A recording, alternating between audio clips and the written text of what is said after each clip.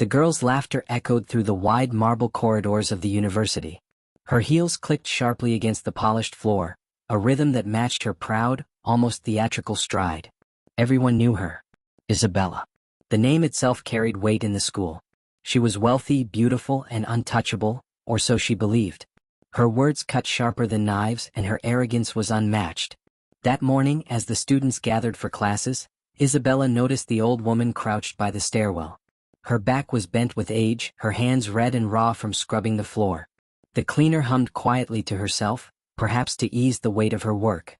Her hair was streaked with gray, tied back in a simple scarf. Most students walked past without noticing, but Isabella stopped, smirking as her friends followed behind. "Look at this," Isabella said loudly, making sure others heard. "Our school hires beggars now. Shouldn't you be outside asking for coins instead of dirtying the floor with your hands?" The cleaner froze, her shoulders stiffening. Slowly she looked up.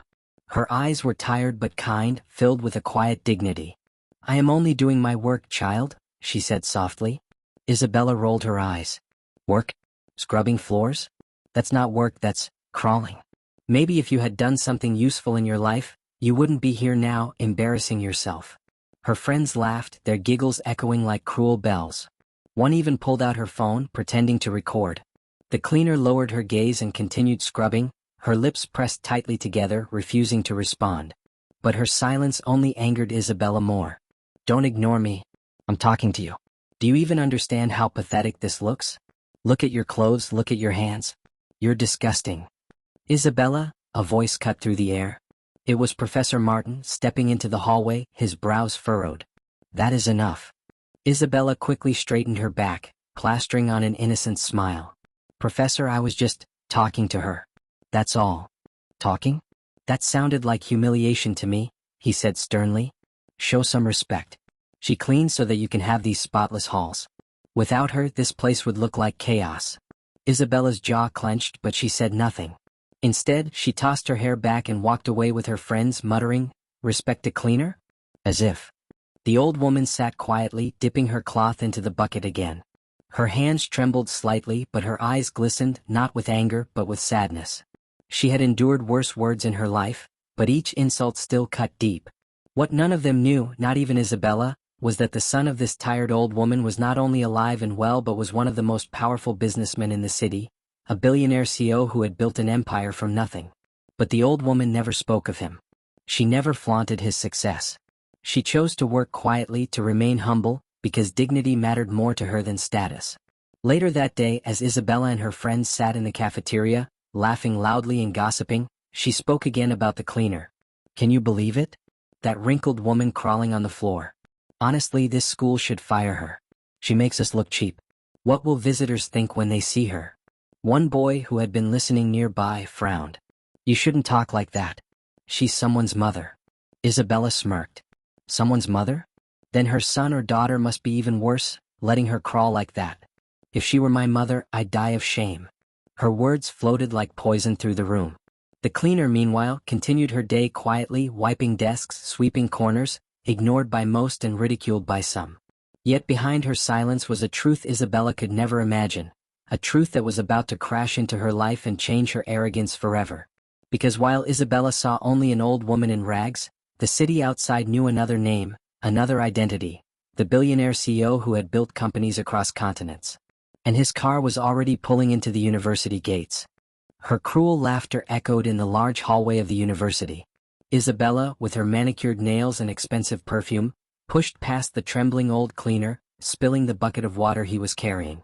The cleaner, a frail man with tired eyes and a hunched back, quickly knelt down to clean the mess, whispering soft apologies even though it was not his fault. Students nearby watched, some giggling nervously while others turned their eyes away, pretending not to see. But Isabella basked in the attention, tossing her long blonde hair back and smirking. "You should be grateful you're even allowed inside this building," she sneered, her voice cutting through the silence. "Old people like you belong on the streets, not here where educated and wealthy people gather." The old man kept his head down, his wrinkled hands trembling as he squeezed the mop. His silence only seemed to feed her arrogance. She kicked the bucket aside, splashing water on his faded uniform. "Pathetic," she spat before striding away with her friends, her heels clicking proudly against the marble floor. What Isabella did not know was that this poor old cleaner was not alone in the world. He had a son who adored him deeply. A son who had risen from nothing, building an empire brick by brick. That son was none other than Adrian Cross, the young billionaire CEO whose name was whispered with awe in business circles across Europe. Adrian was feared in boardrooms, admired by investors and envied by rivals. Yet, he carried one humble truth in his heart. He owed every bit of his success to his father, the same man Isabella had just humiliated. Later that evening, when the old man Robert returned home, Adrian was waiting. Their home was simple, modest, with a small garden Robert tended with pride. Adrian always chose to visit in secret, avoiding the flashy lifestyle he was known for publicly. "Dad," Adrian said warmly, rising from the couch to hug his father. "You look tired. Rough day." Robert tried to smile, but his eyes betrayed his pain. "It's nothing, son. Just another day." Adrian tilted his head, studying him. He knew when his father was hiding something. Robert had worked too hard his whole life, and Adrian hated seeing him suffer. "Tell me," Adrian pressed gently. Finally, Robert sighed and recounted what had happened. He didn't mention Isabella's name, but described the humiliation, the laughter, the sting of being treated as if he were less than human. Adrian's jaw tightened as he listened. His eyes, usually calm and sharp, darkened with anger. "No one talks to you like that, Dad," Adrian said firmly, his voice like steel. "No one." But Robert placed a weary hand on his son's shoulder. "Don't trouble yourself, Adrian. I've faced worse. You know that." Adrian shook his head. "I don't care. You're my father. You deserve respect." The next morning, Adrian's sleek black car pulled up at the university. Students gasped and whispered as he stepped out, dressed in a tailored suit that radiated authority. His presence alone commanded attention. Isabella, standing with her friends near the entrance, noticed the stir and immediately adjusted her hair and makeup, smiling coyly as she watched him walk in. She had no idea who he was, but she knew wealth and power when she saw it. "Who is he?" she whispered to a friend. "That's Adrian Cross," the girl breathed. "The billionaire CEO. He's only 32 and he owns multiple companies. He's on the cover of every business magazine." Isabella's heart skipped. Billionaire? And so young, so strikingly handsome. His sharp jawline, intense eyes, and quiet confidence made him look untouchable. She straightened her dress and stepped forward, preparing to introduce herself. But Adrian wasn't here for her. His eyes searched the hallway until they landed on Robert, who was quietly sweeping near the corner, trying to avoid being noticed. Adrian's gaze softened, but then turned cold as he caught sight of Isabella smirking nearby. The atmosphere shifted as Adrian approached Robert, bending slightly to place a respectful hand on his father's shoulder. "Good morning, Dad," he said warmly, loud enough for everyone around to hear. Gasps echoed through the hall. Whispers spread like wildfire. "Dad, did the billionaire CEO just call the old cleaner Dad?" Isabella froze. Her smile faltered as confusion and dread crept onto her face. She blinked rapidly, her mind scrambling to piece it together. The old man she had insulted yesterday was the father of this powerful, impossibly rich man? Robert looked embarrassed, lowering his head. "Adrian, please, not here." But Adrian ignored him. His cold, sharp eyes lifted, locking directly onto Isabella. The weight of his gaze made her shrink inside. "So," Adrian said slowly, his tone dripping with quiet menace, "who was it that thought it was funny to humiliate my father yesterday?" The entire hall fell silent. Students glanced nervously at one another, some looking straight at Isabella. Her friends backed away, unwilling to be associated with her. Her throat went dry. Adrian waited, his stare never wavering. His father's dignity had been attacked, and he was not a man to forgive easily. Isabella finally stammered, I didn't mean, it was just a joke." But Adrian took a step closer, his voice low and commanding. "A joke? Tell me, does it look like my father's life is a joke to you?" Her legs trembled. For the first time in her charmed, arrogant life, Isabella realized she had picked the wrong target. And this was only the beginning. The silence in the hall was suffocating. Isabella's once proud posture had wilted, her hands fidgeting as if to shield her from the heavy stares around her. Adrian's presence was overwhelming, not just because of his status, but because of the unshakable authority in his eyes. He stood tall, every inch of him radiating control, while Isabella's carefully crafted confidence crumbled. I didn't know," she whispered, her voice small. Adrian arched an eyebrow. "Didn't know? You didn't know he was my father?" So it's only wrong because of who he is? That tells me everything about the kind of person you are. His words were sharp and deliberate, echoing off the walls. Robert tugged lightly on his son's sleeve, whispering, "Let it go, Adrian. Please. I don't want trouble." But Adrian didn't move. His voice softened only when he addressed his father. "Dad, this isn't about trouble. This is about respect. You've lived your life with dignity, worked harder than anyone, and they treat you like you're less than human. I won't allow it." Isabella tried to interject, desperate to save herself. "I didn't mean it like that. I was just what?" Adrian snapped, turning his gaze back to her. "Just cruel? Just entitled? You think your money or your looks give you the right to humiliate an old man? My father has more honor in his calloused hands than you'll ever have in your entire life." Murmurs rippled through the crowd. Students who once laughed at Isabella's jokes now looked at her with disgust. She felt their judgment pressing down on her, the social pedestal she'd built for years collapsing beneath her feet. Adrian straightened, his calmness returning, though his eyes remained cold. "Do you know what true wealth is, Isabella? It's not in handbags or designer shoes, or the way people envy you at parties. It's in how you treat others, especially those who can do nothing for you. And in that, you're bankrupt." The words stung like daggers. Isabella's chest tightened as tears pricked her eyes. She had never been spoken to like this before. In her world, people worshipped her, bowed to her charm and wealth. Now she felt stripped bare, exposed for what she truly was. She looked to her friends, but they had already scattered, distancing themselves from her shame. The same girls who once cheered her cruelty now refused to even meet her eyes. For the first time in her life, Isabella felt alone. Robert, gentle as always, tried to ease the tension. "Adrian, that's enough. She's just a girl. She doesn't understand yet." But Adrian shook his head. "If she doesn't understand now, when will she? People like her never learn until they face consequences." He turned slightly, addressing the crowd of students who were hanging on his every word. "All of you should remember this. Status means nothing. Money means nothing. Respect is earned, not demanded. And kindness." His voice softened as he looked back at his father. "Kindness is what truly lasts." The hall erupted into quiet applause, students nodding and murmuring in agreement. Isabella's humiliation was complete. Her arrogance, once her greatest weapon, had now destroyed her. She stumbled backward, her cheeks wet with tears, and fled from the hall. 4 days after, she avoided everyone, too ashamed to face the whispers. Every corner of the university reminded her of that moment. Her reputation, her identity as the queen of the campus, was gone. But humiliation has a strange way of planting seeds. Alone in her room one night, Isabella sat staring at her reflection. The expensive makeup, the branded clothes, the perfect hair, none of it mattered. Her face looked hollow, lifeless. The words Adrian had spoken replayed in her mind like a haunting melody. "In that, you're bankrupt." For the first time, Isabella asked herself, "Who am I really?"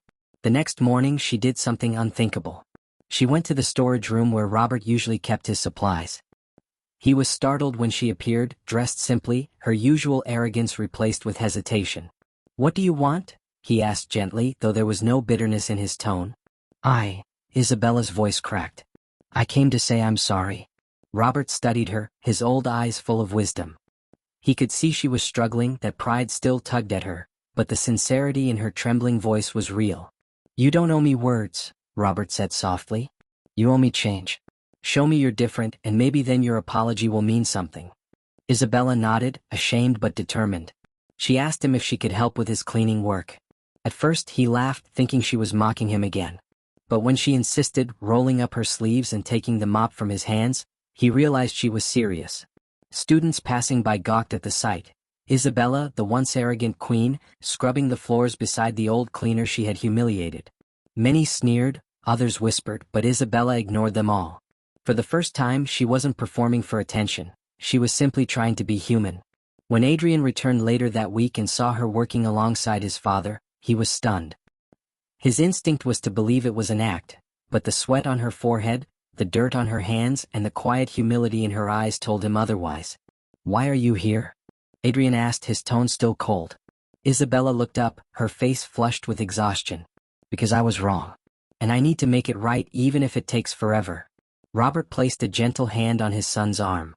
"She's learning, Adrian. Give her a chance." For a long moment, Adrian said nothing. Then he exhaled slowly, his anger softening. "If you mean what you say, Isabella, prove it." Not to me. Not even to my father.